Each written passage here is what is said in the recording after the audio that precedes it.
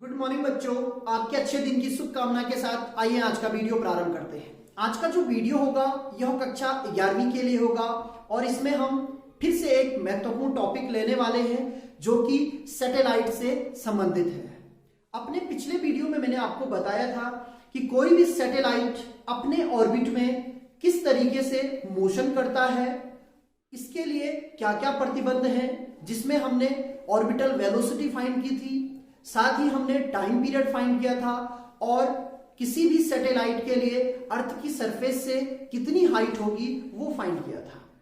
आज हम यह जानने की कोशिश करेंगे कि कोई भी सैटेलाइट है, यदि वह अपनी कक्षा में घूम रहा है तो उस वक्त उसमें कितनी एनर्जी स्टोर होगी या उसमें जो ऊर्जा का मान होगा वह कितना होगा।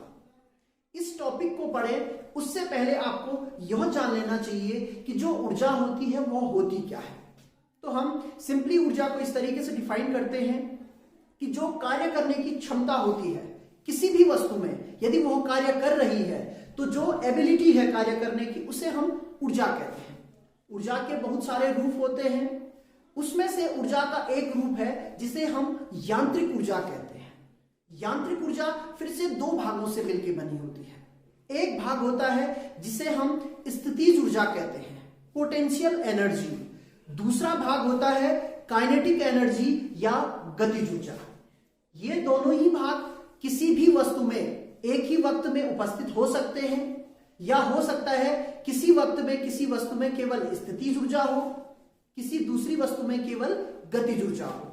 लेकिन जब हम बात करते हैं एक सैटेलाइट की तो उस सैटेलाइट में ये दोनों ही ऊर्जाएं होंगी। यह कैसे संभव है?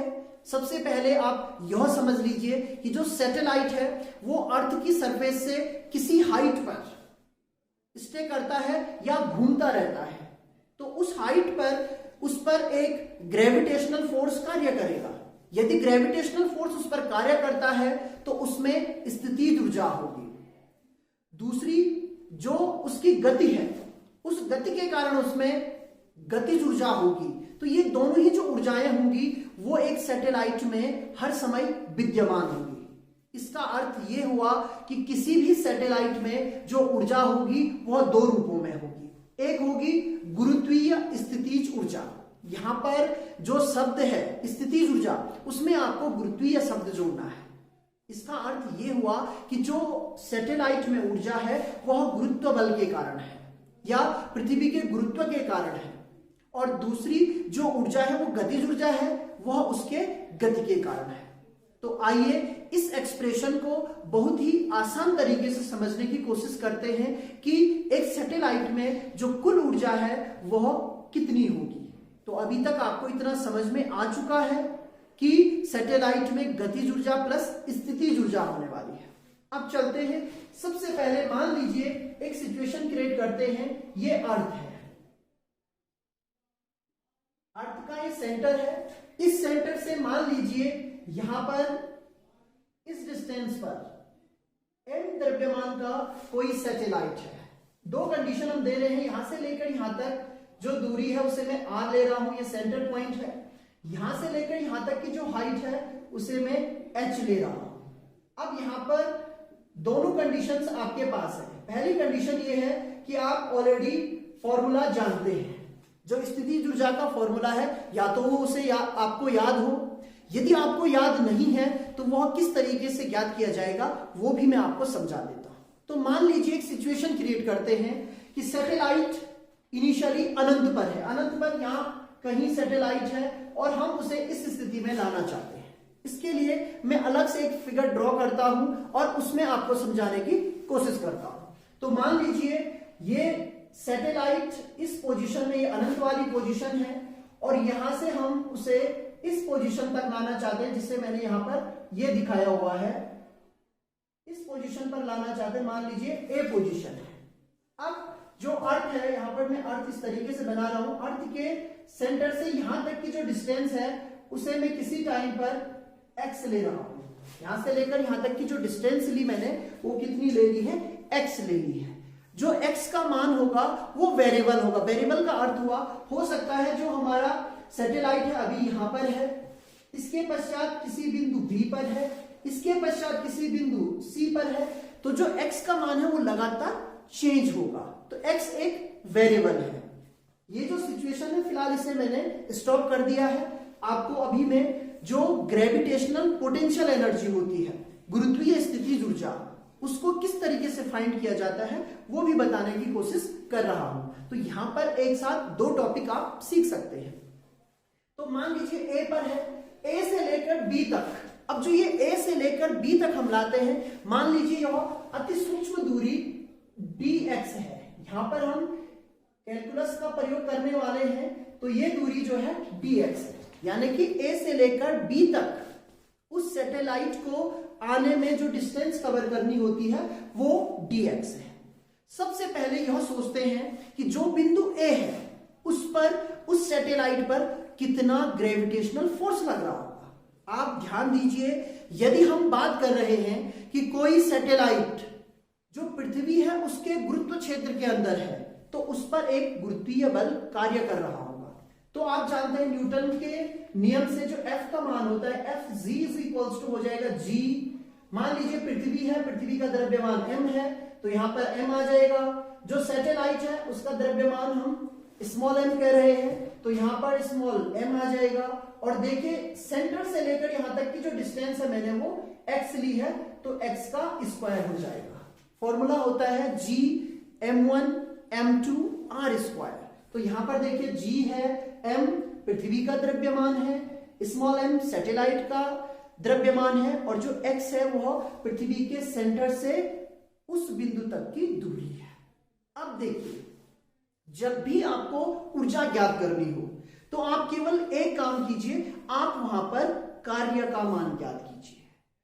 जो कार्य ऊर्जा थ्योरम है वह कहती है कि कार्य ऊर्जा में बदलता है और ऊर्जा कार्य में बदलती है। तो ये दोनों ही मान एक दूसरे के पूरक हैं, या यूं समझ लीजिए एक दूसरे के रूप हैं।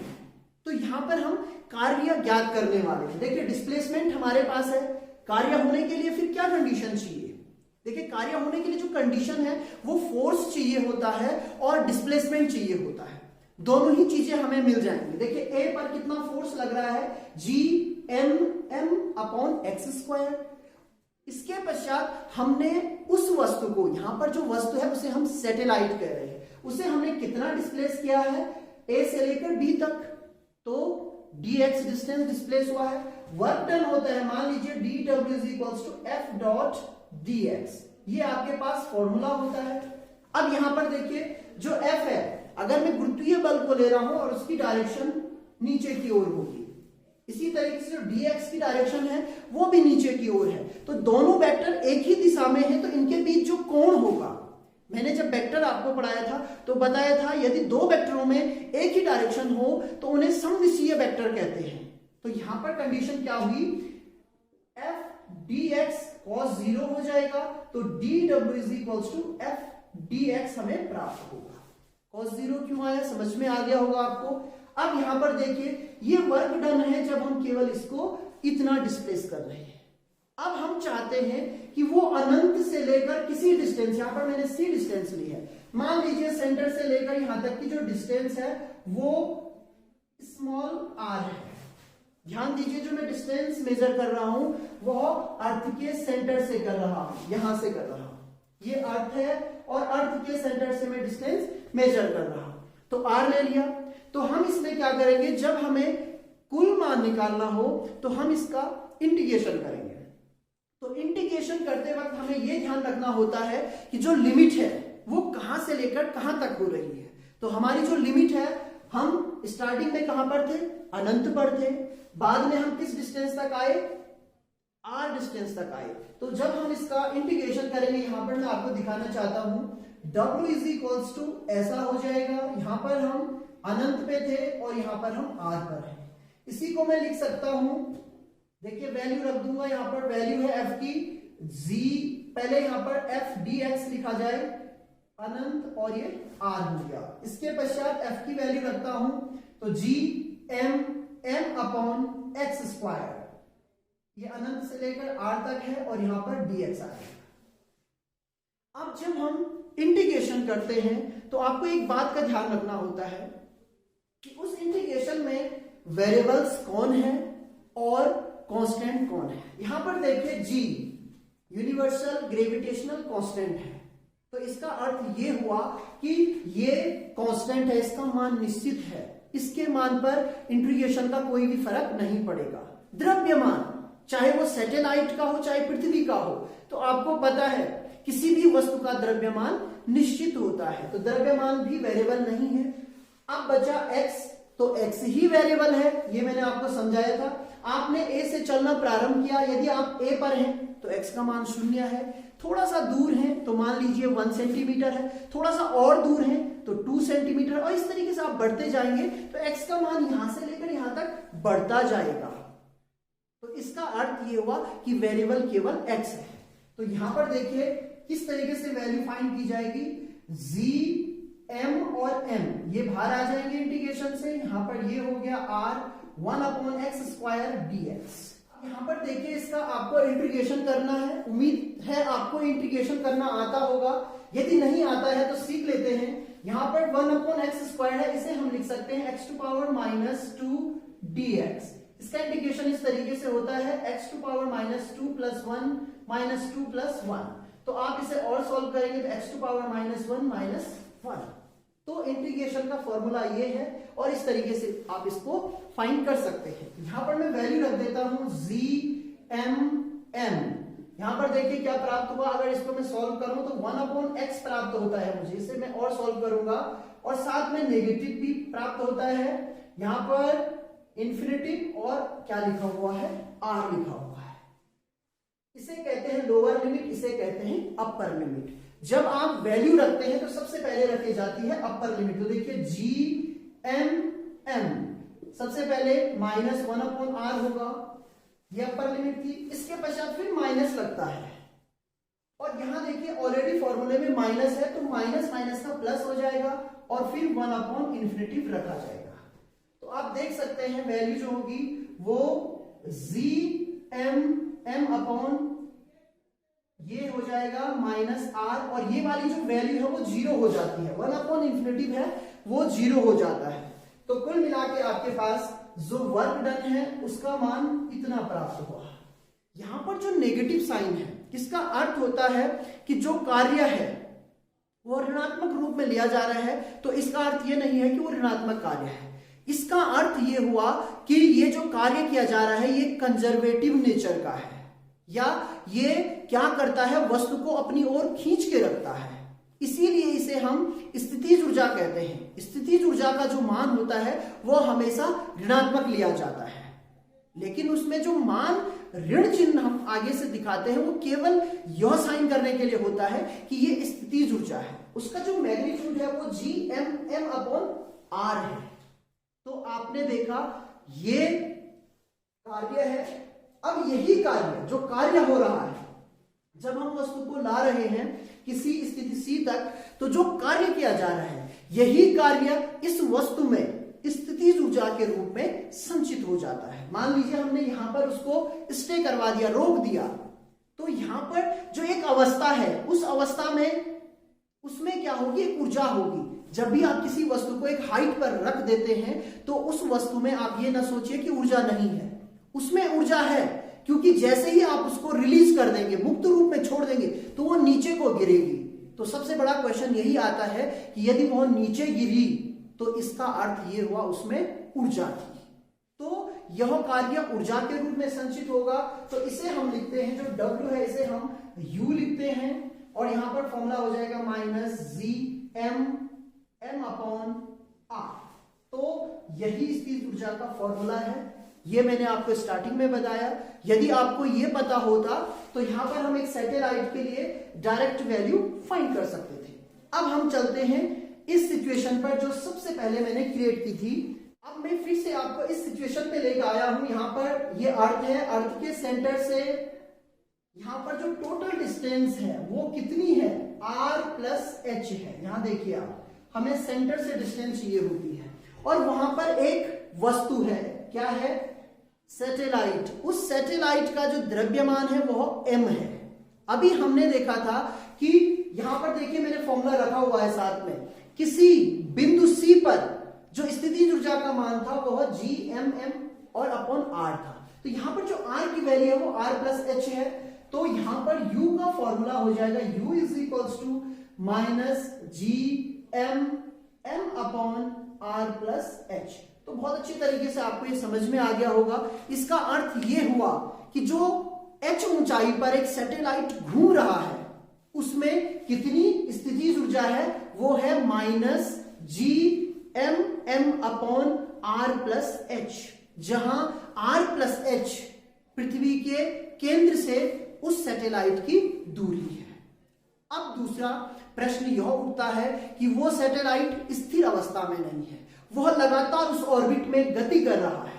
तो हमने पढ़ा था कि कोई भी सैटेलाइट वीओ वेग से, जिसे हम ऑर्बिटल वेलोसिटी या कक्षीय चाल कहते हैं, उससे गति कर रहा है, तब उसमें कितनी गतिज ऊर्जा होगी?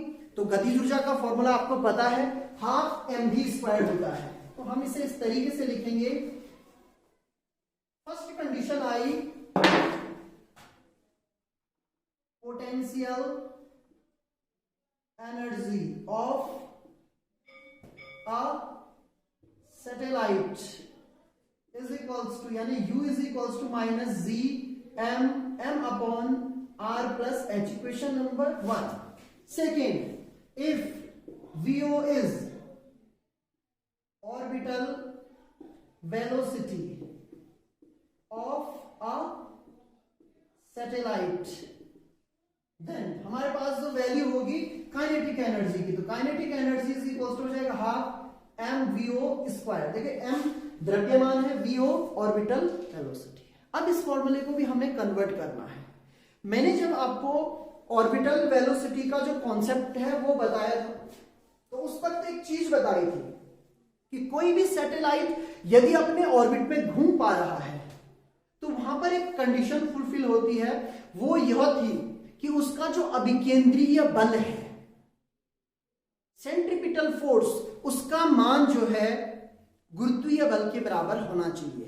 ये चीज मैंने आपको बताई थी, थोड़ा सा पीछे ले जाता हूं, M V O square upon R, जो अभिकेंद्रीय बल का मान होता है वो होता है M V square upon R is equals to किसके बराबर होना चाहिए? गुरुत्वीय बल। तो गुरुत्वीय बल कितना होगा? G M M upon R plus H का होल स्क्वायर। यहां पर ध्यान दीजिए, जो डिस्टेंस है वो r प्लस एच है, और ये है अभिकेंद्रीय बल, और ये क्या है? गुरुत्वीय बल। ये चीजें आपको पहले ही बता दी गई, इसलिए शॉर्ट फॉर्म में लिखा हुआ है।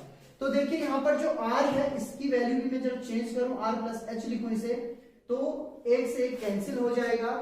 यहां पर देखिए जो एम वी ओ स्क्वायर का मान है वो G M M upon R plus H हमें प्राप्त होगा। साथ में ये वैल्यू जब आपको प्राप्त हो जाएगी तो अब आप इस एक्सप्रेशन पे आ जाइए। इसका अर्थ ये हुआ कि जो काइनेटिक एनर्जी है उसको हम ऐसा लिख सकते हैं, हाफ, इसकी वैल्यू रखें तो G M M upon R plus H, question number 2। तो मैंने आपको स्टार्टिंग में ही यह समझाया था कि कोई भी सैटेलाइट है वो पृथ्वी से एक हाइट h पर स्टैंड कर रहा है, तो उसमें गुरुत्वीय स्थितिज ऊर्जा होगी, उसमें गति है, गति के कारण उसमें स्थितिज ऊर्जा होगी। तो इसका अर्थ यह हुआ कि सैटेलाइट में दो ऊर्जाएं हैं, एक स्थितिज ऊर्जा है, गतिज ऊर्जा है, तो कुल ऊर्जा कितनी होगी? तो यहां पर प्रश्न का आंसर हमें मिल जाता है, इन दोनों का योगफल होगा। तो इन दोनों का जो योगफल होगा उसे हम टोटल एनर्जी कहेंगे। तो यहां पर लिखते हैं total energy of a satellite, और ये E इज इक्वल्स टू हो जाएगा K प्लस U। तो K की वैल्यू कितनी है? देखिए half G M M upon R plus H minus G M M upon R plus H. अब एक्सप्रेशन को बहुत ध्यान से देखिए, ये हाफ है यानी कि ये पूरी वैल्यू है, तो ये इसका आधा है। कैलकुलेशन करने में भी बिल्कुल दिक्कत नहीं है। इसका अर्थ ये हुआ कि जो टोटल एनर्जी होगी वो हमारे पास बचने वाली है minus G M M upon two R plus H. Negative में बचेगी क्योंकि जो नेगेटिव की वैल्यू है वो बड़ी है, वो 1 है, और जो पॉजिटिव वैल्यू है वो आधी है। तो आप खुद ही समझ जाइए, जो मान बचेगा वो -1/2 बचेगा।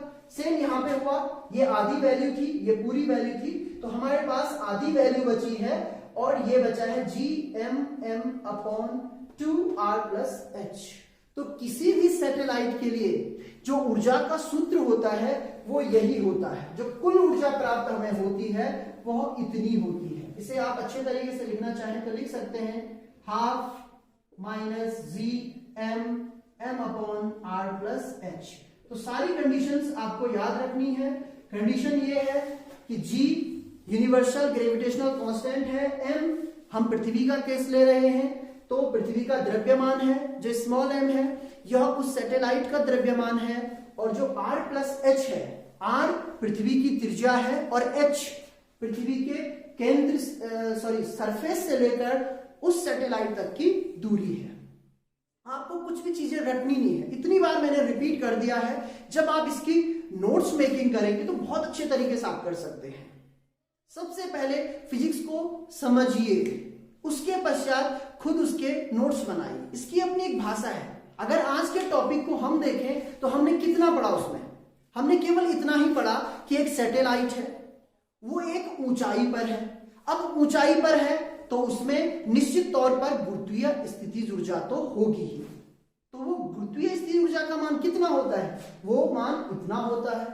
इसके पश्चात फिर हमें यह पता है कि वो जो सैटेलाइट है वो लगातार मोशन कर रहा है, गति कर रहा है। अब यदि कोई वस्तु गति करती है तो उसमें गतिज ऊर्जा भी होगी। तो गतिज ऊर्जा कितनी होगी, वो गतिज ऊर्जा इतनी होगी। फिर दोनों ही ऊर्जाएं सैटेलाइट में हैं, तो इसका अर्थ यह हुआ सैटेलाइट में कुल ऊर्जा होगी, तो दोनों का योगफल किया, वही हमने किया, और इसके पश्चात हमें यह फॉर्मूला प्राप्त हो गया। तो फिजिक्स बहुत आसान है यदि उसको आप समझदारी के साथ करते हैं। बस आपको सिचुएशन को समझना है और उस सिचुएशन में आपको कौन कौन से फॉर्मूले यूज करने हैं उनका थोड़ा सा ज्ञान होना चाहिए। तो इस तरीके से एक सैटेलाइट का हमने फॉर्मूला, सैटेलाइट की एनर्जी के लिए एक फॉर्मूला हमने फाइंड कर लिया है। अब कई बार जो क्वेश्चन पूछा जाता है उसमें जो सैटेलाइट होता है उसकी एनर्जी से रिलेटेड ग्राफ भी पूछा जाता है, तो मैं यहां पर ग्राफ बनाकर उसे भी एक्सप्लेन कर देता हूं। तो हमने देखा था किसी भी सैटेलाइट में जो एनर्जी थी वो 3 फॉर्म में थी। जो पहली फॉर्म थी एनर्जी की वो थी काइनेटिक एनर्जी, पोटेंशियल एनर्जी और टोटल एनर्जी। जो काइनेटिक एनर्जी का फॉर्मूला था वो था 12 Gmm/r+h। यहां पर r+h को आप केवल r भी लिख सकते हैं। जो पोटेंशियल एनर्जी का फॉर्मूला है वो -Gmm/r+h है, और जो टोटल एनर्जी है वो फिर से नेगेटिव है और उसकी जो वैल्यू है वो 12 Gmm/r+h है। तो जब भी आप ग्राफ प्लॉट करते हैं इसमें आप देखिए जो G है, M है और M है, ये किसी सैटेलाइट के लिए कांस्टेंट रहेंगे, लेकिन E का जो रिलेशन है यानी कि काइनेटिक एनर्जी का जो रिलेशन है वो 1/r है। यहां पर जो डिस्टेंस है वो मैंने r में लिखी है। इसका अर्थ ये हुआ कि इनवर्सली प्रोपोर्शनल है। तो जब इनवर्सली प्रोपोर्शनल है तो जो ग्राफ है, जब r का मान कम होगा तो काइनेटिक एनर्जी ज्यादा होगी या काइनेटिक एनर्जी की वैल्यू ज्यादा होगी। जैसे जैसे r का मान बढ़ता जाएगा यानी कि h बढ़ता जाएगा, वैसे वैसे काइनेटिक एनर्जी की वैल्यू कम होती जाएगी और इस तरीके से कम हो रही है। एक्सपोनेंशियल फंक्शन की तरफ ये जा रहा है। दूसरी जो एनर्जी है पोटेंशियल एनर्जी, उसका रिलेशन भी आप देखिए, यहां पर U is directly proportional 1/r लिख दे हम इसको, जो r+h है उसे मैं r लिख रहा हूं। यहां पर मैंने डायरेक्टली प्रोपोर्शनल कहा और 1/r कहा, या आप इसे सीधे इनवर्सली प्रोपोर्शनल कह दीजिए। तो ये वैल्यू भी क्या है, उसी तरीके की है, लेकिन ये मान नेगेटिव में है, नेगेटिव वैल्यू है। इसका अर्थ ये हुआ कि वो सैटेलाइट जो पृथ्वी है उसके गुरुत्वीय क्षेत्र में बॉन्डेड है, बंधन में है। यदि इस ऊर्जा का मान 0 हो जाए तो उसमें बिल्कुल भी पोटेंशियल एनर्जी नहीं होगी। अगर नहीं होगी तो वो जो सैटेलाइट है वो पृथ्वी के गुरुत्वीय क्षेत्र से एस्केप कर जाएगा। उसके पश्चात आप देखिए जो टोटल एनर्जी है वो इस तरीके से हमें मिली, तो उसका जो ग्राफ है वो इस तरीके का आता है। इसकी वैल्यू फिर से नेगेटिव है, यहां भी वही एक्सप्लेनेशन मैं आपको दूंगा। नेगेटिव वैल्यू का अर्थ ये होता है कि वो सैटेलाइट एस्केप नहीं करेगा। वो जो गति है, जिस हाइट पर हमने उसे रखा है, उसकी जो गति हमने डिजाइन की है, उसी गति से पृथ्वी के गुरुत्व केंद्र के अंदर या गुरुत्व क्षेत्र के अंदर एक समान स्पीड से गति करता रहेगा। तो यहां पर आपको ये वैल्यू भी समझ में आ गई होगी। और इस तरीके के इसके ग्राफ होते हैं। जैसे जैसे r का मान बढ़ेगा, जो u का मान है वो 0 की तरफ जाएगा। तो एक स्थिति ऐसी आएगी जहां पर पोटेंशियल एनर्जी मैक्सिमम हो जाएगी। जो पोटेंशियल एनर्जी का मैक्सिमम मान होता है, अधिकतम मान होता है, वो 0 होता है। तो जब पोटेंशियल एनर्जी 0 हो जाएगी तो आप समझ लीजिए वो सैटेलाइट जो है एस्केप कर जाएगा। तो जब हम एस्केप वेलोसिटी पढ़ते हैं तो उस टाइम पर हम यही कंडीशन रखते हैं कि जो टोटल एनर्जी है उसका मान 0 हो जाए। यदि वो 0 हो गया तो उसमें एनर्जी नहीं है। एनर्जी नहीं है तो वो वस्तु कभी भी पृथ्वी पर वापस लौट कर नहीं आएगी, यानी कि वह पृथ्वी के गुरुत्व क्षेत्र से बाहर हो जाएगी। तो इस तरीके से ये ग्राफ बनाए जाते हैं। ये ग्राफ भी आपको समझ में आ गया होगा। ये काइनेटिक एनर्जी का ग्राफ है, ये पोटेंशियल एनर्जी का, और ये टोटल एनर्जी का। ये दोनों ही ग्राफ नेगेटिव पार्ट में बने हैं क्योंकि जो कुल ऊर्जा का मान है वह भी नेगेटिव है। तो उम्मीद है आपको सैटेलाइट के लिए जो एनर्जी का आज मैंने व्यंजक प्राप्त किया वह समझ में आ गया होगा। यदि किसी तरीके की आपकी क्वेरी होती है तो आप इनबॉक्स में जरूर लिखिए मुझे। धन्यवाद।